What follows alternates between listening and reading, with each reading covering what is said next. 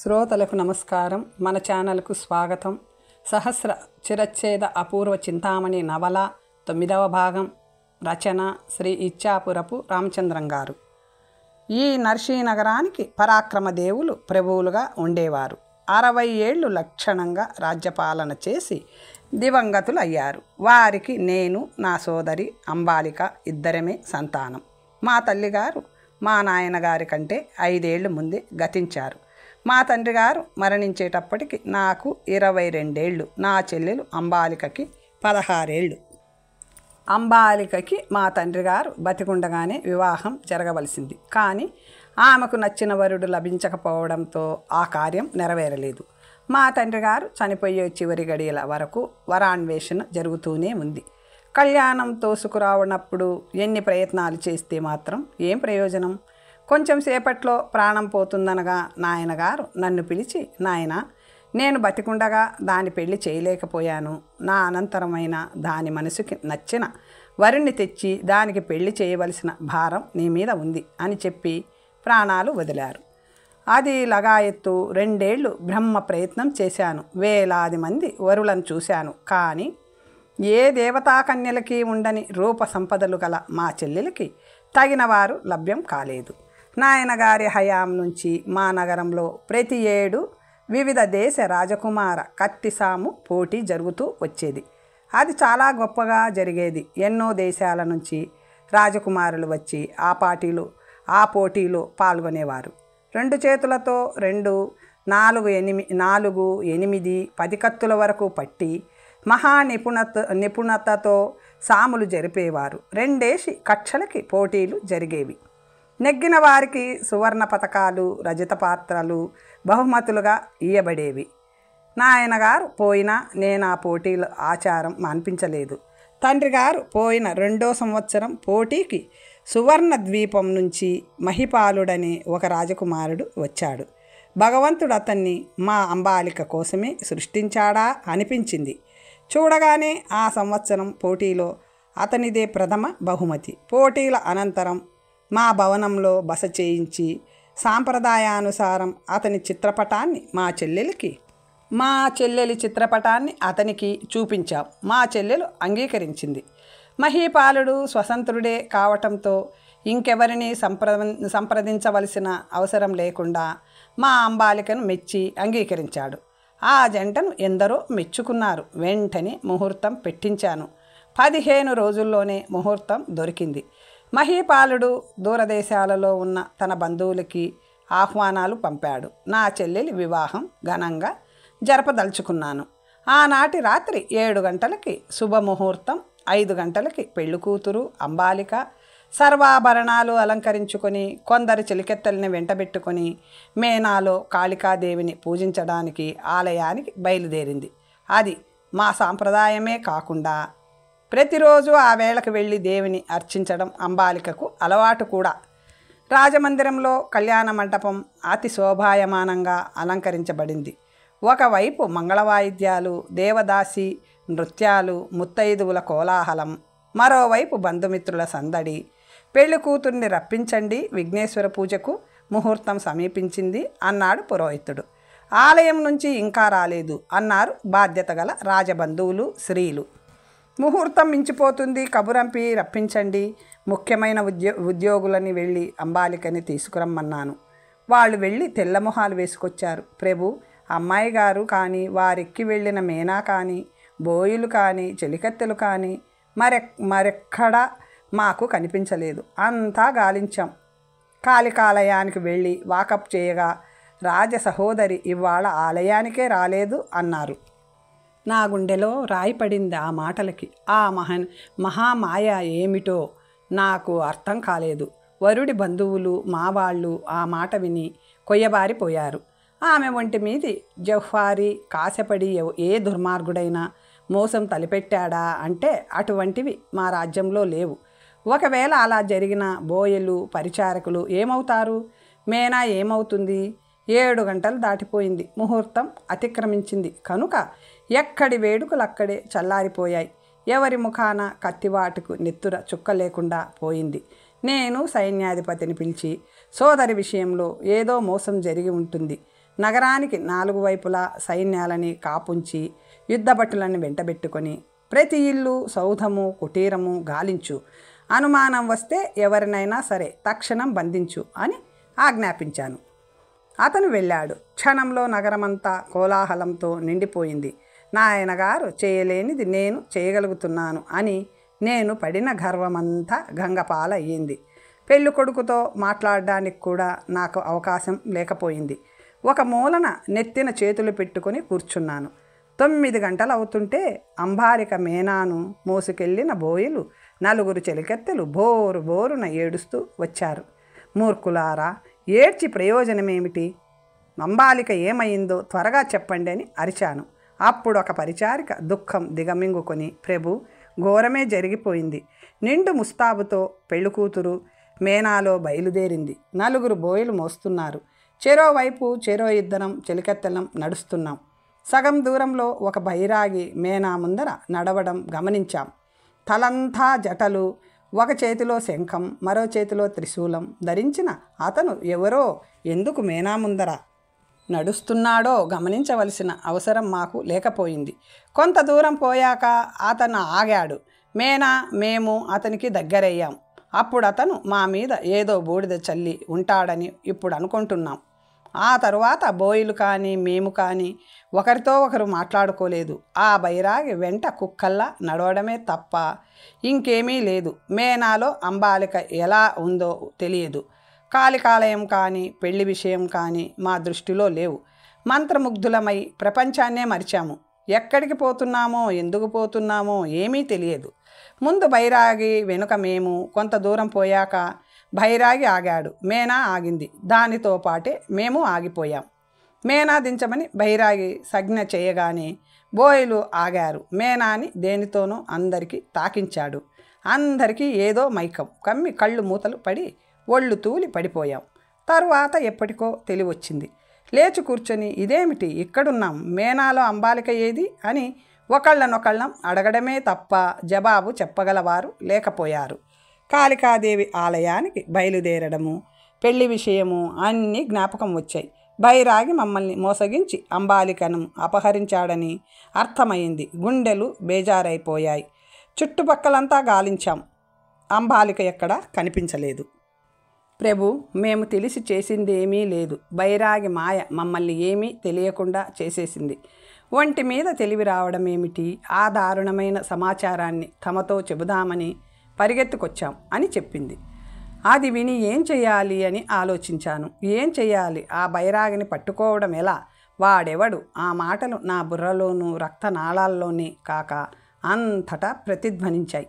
అంతఃపురం అంతటా కూడా ప్రతిధ్వనించడంతో నాకు మతి చెడిందనుకున్నారని తరువాత తెలిసింది. ఎవరికి ఏమీ చెప్పకుండా గుర్రం మీద బయలుదేరాను.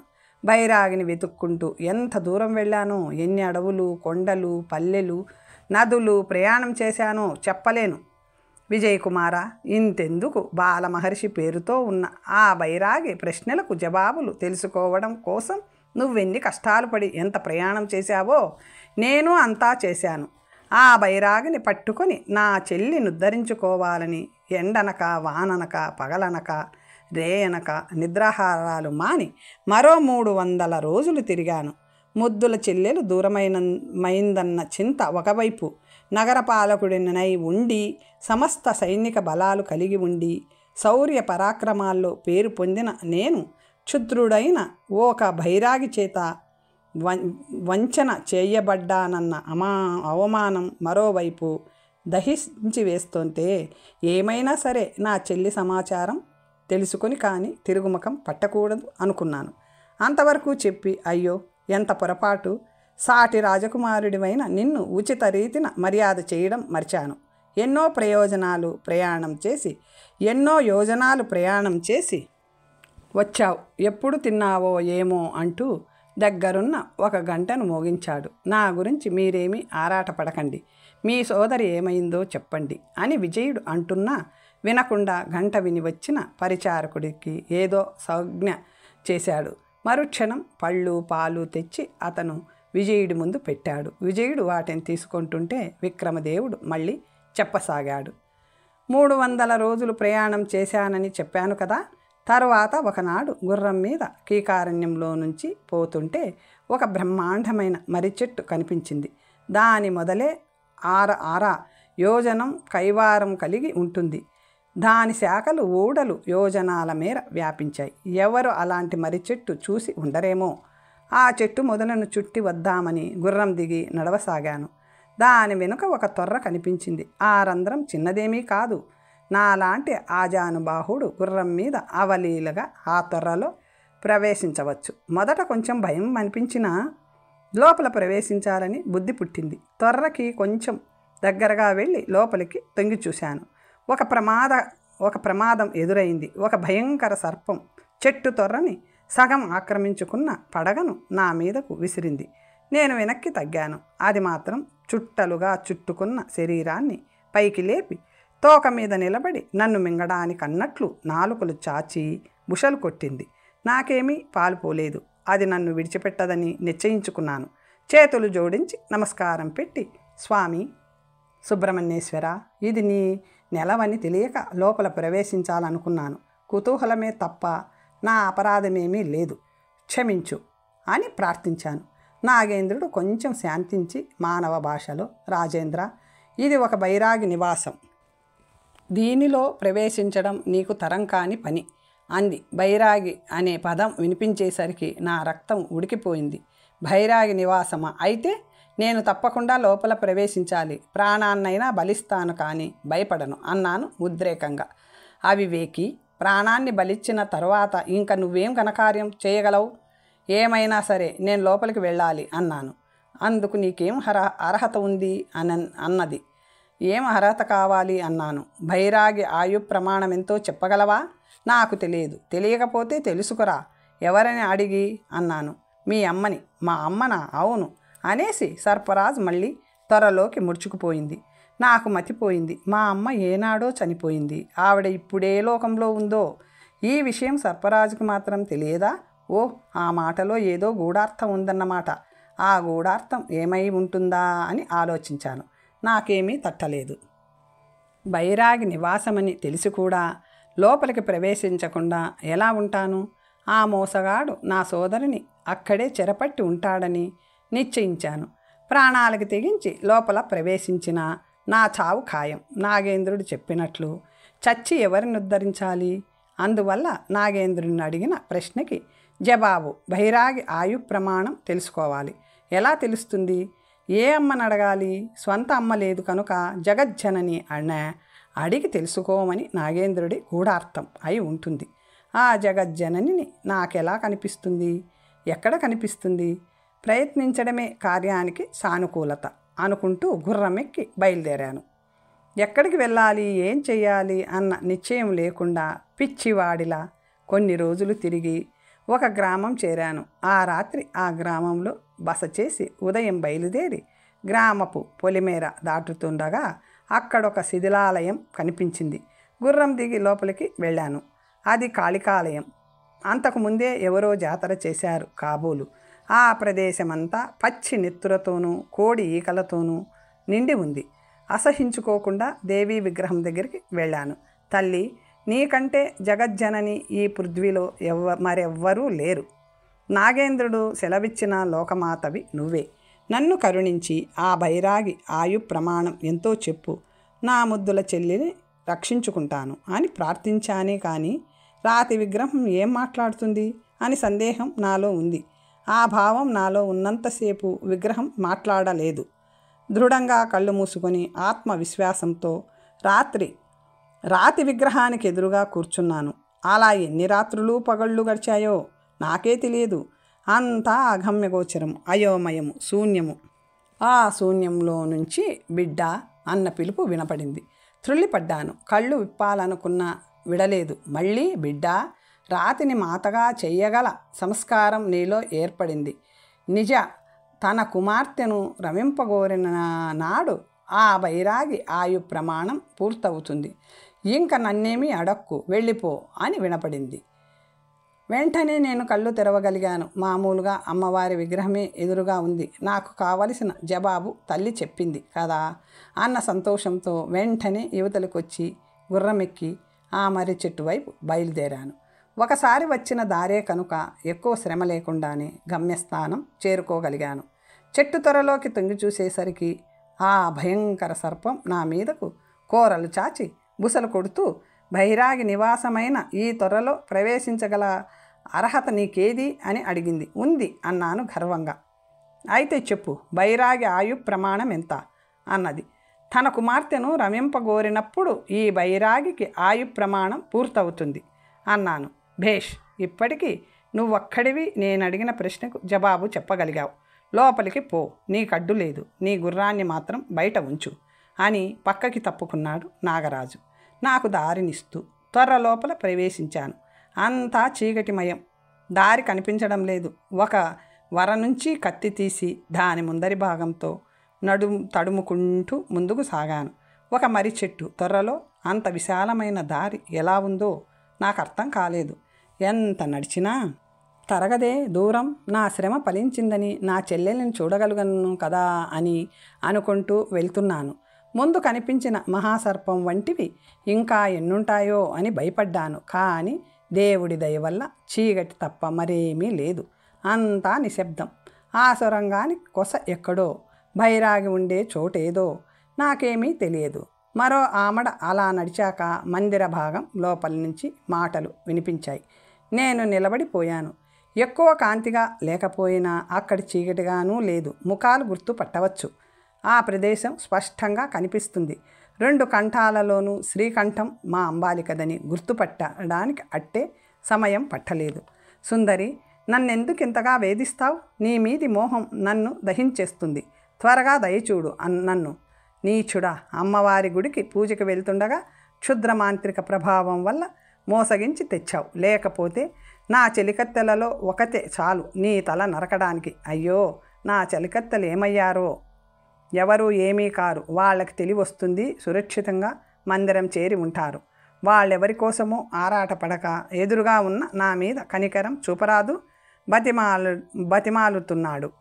నువ్వు చచ్చినా నన్ను చంపినా అటువంటి అవినీతి కార్యం జరగదు. ఇప్పటికైనా బుద్ధి తెచ్చుకొని నన్ను నా వారి వద్దకు చేర్చు. నేనంత కష్టపడి నిన్నిక్కడికి తెచ్చింది అందుకు కాదు అన్నాడు. నువ్వు తలచిన పని కానప్పుడు ఏం చేస్తావు అన్నది. కాకపోవడం ఈ జాతకానికి లేదు. నా దగ్గర ఈ త్రిశూలం ఉన్నంత వరకు నన్నెవ్వడు ఏమీ చేయలేడు. మంచిగా లొంగుతావేమోనని చూస్తున్నానంతే. నిర్బంధించి నిన్ను అనుభవించడానికి నిమిషం పట్టదు. శాంతంగా మాట్లాడుతున్నానని చేతకాని వాడిని అనుకోకు అని వాడంటుంటే తక్షణం వాడి మీద కురికి నిలువునా చీల్చేద్దామన్నంత కోపం వచ్చింది. కానీ కార్యసాధన ప్రధానమని తమాయించుకున్నాను. కోమలి, కాలయాపన చెయ్యకు. నీ అధరామృతం అందించు. చీచి, పెళ్లిపీటల మీద కన్యని అపహరించుకొచ్చావు. నీకు పాపభీతి లేదు అన్నది. పాపభీతి అవన్నీ చేతకాని వాళ్ళ మతం. భగవంతుడు స్త్రీ పురుష జాతులను సృష్టించింది అనుభవించి ఆనందించడానికే. పాపి, నీకు భగవంతుడు కూడా ఉన్నాడా అన్నది. నేను అతని సంగతి పూర్తిగా తెలుసుకున్న వాడిని. అందుకే ఇలాంటి మహాశక్తి సంపాదించగలిగాను. ఆ శక్తిని ఇలా దుర్వినియోగం చేస్తున్నందుకు తగిన ఫలం అనుభవిస్తావు అన్నది. ఆ ఫలం కోసమే నిన్నిక్కడికి తెచ్చాను. ఏది ఒక ముద్దు అంటూ అతను ఆమె మీద పడబోగా ఆమె భయంతో పరిగెడుతూ, అవసరమైతే ప్రాణమన్నా వదులుతాను కానీ నీకు లొంగను అంటూ అరిచింది. నా కోరిక తీర్చుకున్నాక నువ్వు ప్రాణానికే తెగించు, ఇంకేమన్నా చెయ్యి. నీకంటే పశువు నయం. ఇంత ఘోరం తలపెట్టిన నీ తల 1000 చెక్కలు కాదేం అంటూ ఏడుస్తూ నేల కొరిగింది. ఏడ్చేదానిని కలియడం రసికత కాదని ఇప్పటికీ ఊరుకుంటున్నాను. రేపు సరిగ్గా ఇదే సమయానికి వస్తాను. మనసు మార్చుకొని ఉండు, లేకపోతే లాభం లేదు అని వాడు అక్కడి నుంచి వెళ్ళిపోయే ప్రయత్నంలో ఉండడంతో నా మనసు కుదుటపడింది. నేను వాడికంట పడకుండా మెల్లగా మందిరం వెనక తట్టుకుని పాకి వాడు వెళ్ళిపోయాడని ధృవపడ్డాక అంబాలిక దగ్గరకు వెళ్ళాను. చెల్లి, ఆమె కళ్ళు విప్పి నన్ను చూసి అన్నా అంటూ కౌగిలించుకొని బావురు మంది. ఎంత సాహసం చేశావన్నయ్యా, ఇక్కడికి ఎలా రాగలిగావు అన్నది. అదంతా తరువాత చెబుతాను, త్వరగా బయలుదేరు, వెళ్ళిపోదాం అన్నాను. సాధ్యమా? నే చెబుతాను, ముందర బయలుదేరు అన్నాను. ఆమె చేయి పట్టుకొని నేను ముందర నడుస్తూ మెల్లగా ద్వారం దగ్గరికి వచ్చాం. అక్కడ పాము గండం దాటాలి. భగవంతుడి దయ వల్ల ఆ కాలసర్పం తలని చుట్టలలో దూర్చుకొని నిద్రపోతుంది. మేము మెల్లగా ద్వారం దాటేశాం. అక్కడ నిలబడి ఉన్న నా గుర్రం మీద ఇద్దరము బయలుదేరాం. గుర్రం మేఘాల మీద పరిగెత్తినట్లు దూకసాగింది. కళ్ళు మూసి తెరిచే లోపల ఆ పరిసరాలు దాటి మరో అరణ్యం ప్రవేశించాం. అప్పటికి ఇద్దరము కుదుటపడ్డాం. విశ్రమిద్దామని గుర్రాన్ని చెట్టు కట్టి ఇద్దరము ఆ చెట్టు నీడన కూర్చున్నాం. ఆ బైరాగి నీకెలా దాపరించాడమ్మా అడిగాను. ఏమో, జరిగిన విషయాలలో కొన్ని నాకు జ్ఞాపకం లేవు. మేనాలో కాళికాలయానికి బయలుదేరి సగం దూరం వెళ్ళామనుకుంటున్నాను. నాకేదో మైకం కమ్మినట్లయింది. నిద్ర వచ్చేసింది. కళ్ళు మూతలు పడిపోయాయి. అలా ఎంతసేపు ఒళ్ళు తెలియకుండా ఉండిపోయాను. కళ్ళు తెరిచేసరికి ఎదురుగా భయంకరాకారుడైన బైరాగి. గుండె బేజారయ్యింది. ఆ మహా మాయ అర్థం కాలేదు. వాడి దుర్భాషలు, దుష్ట చింతన నువ్వే స్వయంగా చూశావు కదా. అంతకు మించి నాకేమీ తెలియదు. ఆ మందిరం దారి, చీకటి సొరంగం, చెట్టు తొర్ర, ద్వారం అన్నీ నీతో వచ్చినప్పుడు చూడడమే. బైరాగి నన్నక్కడికి ఎలా తీసుకెళ్ళాడో ఎలా ఉంచాడో తెలియదు. నా మేనా బోయిలు చెలికత్తెలు ఏమయ్యారో అసలే తెలియదు అంది అంబాలిక. వాళ్ళంతా బాగానే ఉన్నారు అంటూ నేను జరిగినదంతా చెప్పాను. ఆమె చెట్టు త్వరలోని పామునెలా దాటి వచ్చావు అని అడిగింది. అది చెప్పి, చెల్లి, నేను నీ కోసం బయలుదేరి 300 రోజులయ్యింది. వచ్చేటప్పుడు ఎవ్వరికీ ఏమీ చెప్పలేదు. వరుడేమయ్యాడో పెళ్లివారేమయ్యారో తెలియదు. మనం త్వరగా మన నగరం చేరుకోవాలి. నా కోసం ఇల్లు వదిలి 300 రోజులయ్యిందా? మరి ఆ బైరాగి నివాసం నీకెలా తెలిసింది అన్నది. కేవలం దేవుని దయ అంతే చెల్లి అంటూ మళ్ళీ గుర్రం మీద ఆమెనెక్కించుకొని ప్రయాణం మొదలుపెట్టాను. ఎన్ని అడవులు, కొండలు, నదులు అవి దాటామో, ఎన్ని చోట్ల ఆగి విశ్రాంతి తీసుకున్నామో. మా నగరం మరో 100 రోజులలో చేరుకుంటామనగా మేమొక అడవి మార్గంలో పోతున్నాం. ఇంకా చీకటి పడలేదు. మాకెదురుగా దూరంలో గుర్రపు డెక్కల చప్పుడు వినిపించి ఆశ్చర్యపోయాం. వాళ్ళెవరో మనకు అపకారం చేస్తారేమో, గుర్రాన్ని వెనక్కి మళ్ళిద్దామా అంది అంబాలిక. కానీ వెనక్కి తిరిగి ఎక్కడికి పోగలం?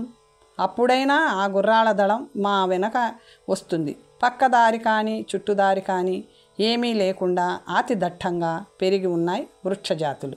వెనక్కి పోయినా ప్రమాదమే. మా గుర్రాన్ని ముందుకే పోనిచ్చాం. వాళ్ళెవరో తెలుసుకోకుండా ముందే కంగారు పడడం ఎందుకని ధైర్యంగా ఉన్నాను. అంబాలిక ఒంటి మీద పెళ్లికి అలంకరించుకున్న జవాహారి అంతా అలాగే ఉంది. బైరాగి వాటిని ఆపేక్షించలేనట్లుంది. మాకెదురైన గుర్రపు దళం గుర్రాలను నిలపగా నేను ఆపాను. అదృష్టమంటే మనదే. బంగారు బొమ్మల్లాంటి పడుచుపిల్ల, పిల్ల ఎత్తు బంగారం అన్నాడు వాళ్ళల్లో ఒకడు. వాళ్ళు దొంగలని నాకు అర్థమైంది. తల్లి, భయపడకు, ఆ చెట్టు దగ్గర కూర్చో, నేను వీళ్ల సంగతి చూస్తా అన్నాను. ఆమె వెళ్ళి కూర్చుంది. దొంగలు నా మీద ఉరికారు. నేను వాళ్ళని ఎదుర్కొన్నాను. గుర్రం ఎక్కినంత మాత్రాన యోధులు అవుతారా? వాళ్ళు తమకి చేతనైనంత వరకు నాతో పోరాడారు. కానీ నా దాటికి ఆగలేక వాళ్ళు పారిపోయారు. 2 గంటల పాటు జరిగిందా పోరు. అప్పుడు అంబాలిక కోసం ఆ చెట్టు దగ్గరకు వెళ్ళాను. ఆమె అక్కడ లేదు. నా గుండె గుబేలు మంది. ఆమె కోసం చుట్టుపక్కలంతా వెతికాను. కనిపించలేదు.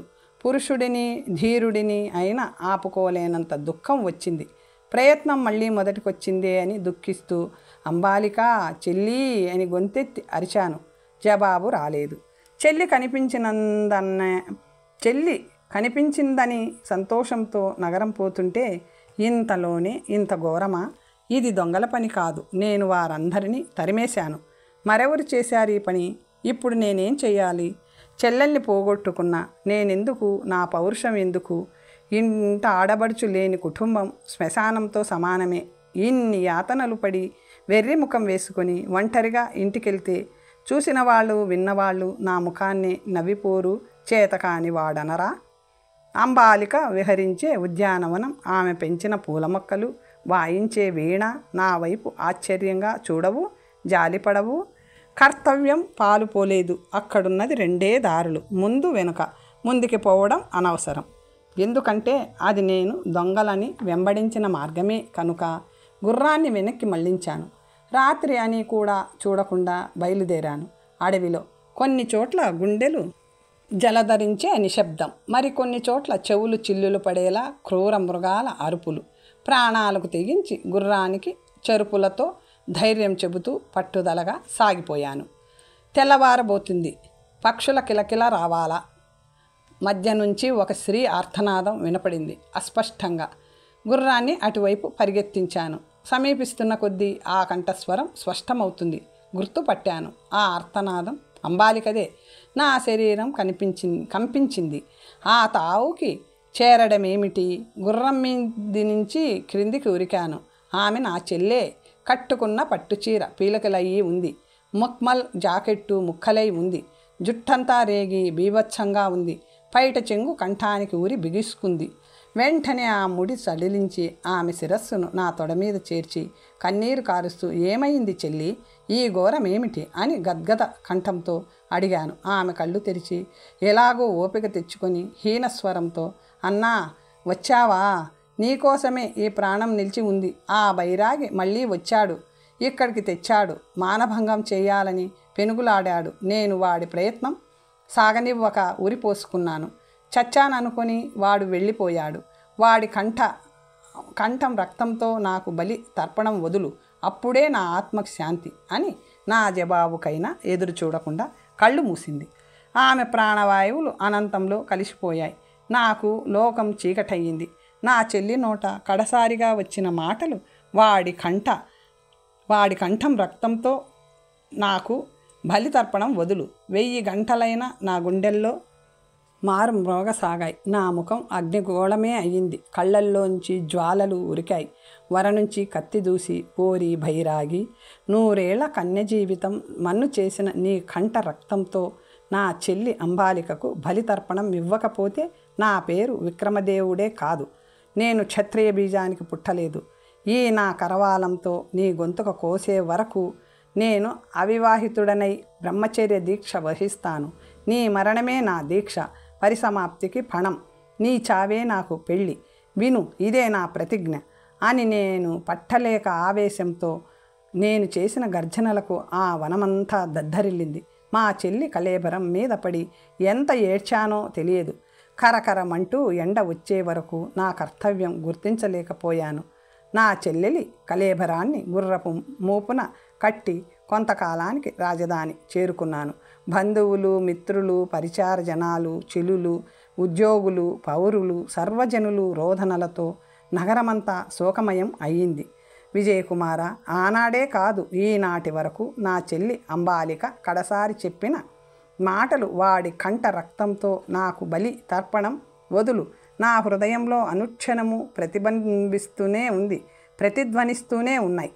ఇంతవరకు బ్రహ్మచర్య దీక్షలోనే ఉన్నాను. సన్యాసి, సాధువు, బైరాగి ఎవరైనా నా నగరంలో అడుగుపెట్టారో తక్షణమే వాళ్ళని బంధించి ఖైదు చెయ్యమన్న నా ఆజ్ఞ ఖచ్చితంగా అమలు జరుపుతుండడం వల్లనే బైరాగి వేషంలో ఉన్న నిన్ను రాజభటులు బంధించడం జరిగింది. ఈనాడు నీ రాక నాకు సుదినమయ్యింది. నా ప్రతిజ్ఞ నెరవేరగల సమయం సమీపించింది కనుక నువ్వు నాకు పరమమిత్రుడివి అయ్యావు.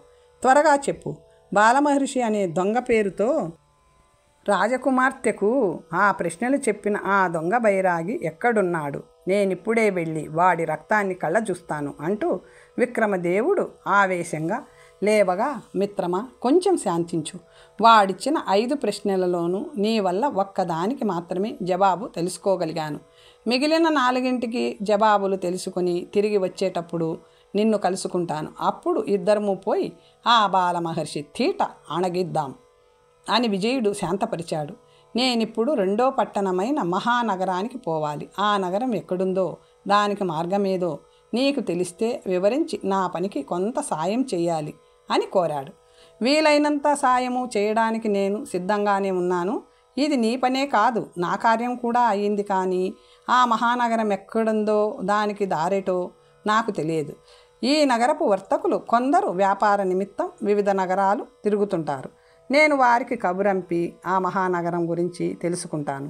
ఈలోగా నువ్వు నా ఆతిథ్యంలో ప్రయాణపు బడలిక తీర్చుకో. దారి తెలియకుండా వృధా ప్రయాణాలతో కాలయాపన చేయడం కంటే మార్గం దూరం తెలుసుకొని బయలుదేరడం మంచిది కదా అన్నాడు విక్రమదేవుడు. విక్రమదేవ్. అలా తెలుసుకోగలిగితే అంతకంటే ఉత్తమమేమీ ఉండదు. ఈ పూట మా ఇంట తలంటు పూసుకొని బైరాగి దుస్తులు తీసి పారేసి నాతో హాయిగా భోంచేసి విశ్రాంతి తీసుకుందువు గానీలే అని అతన్ని లేవదీశాడు. తరువాత కథ వచ్చే భాగంలో తెలుసుకుందాం. ఓం స్వస్తి.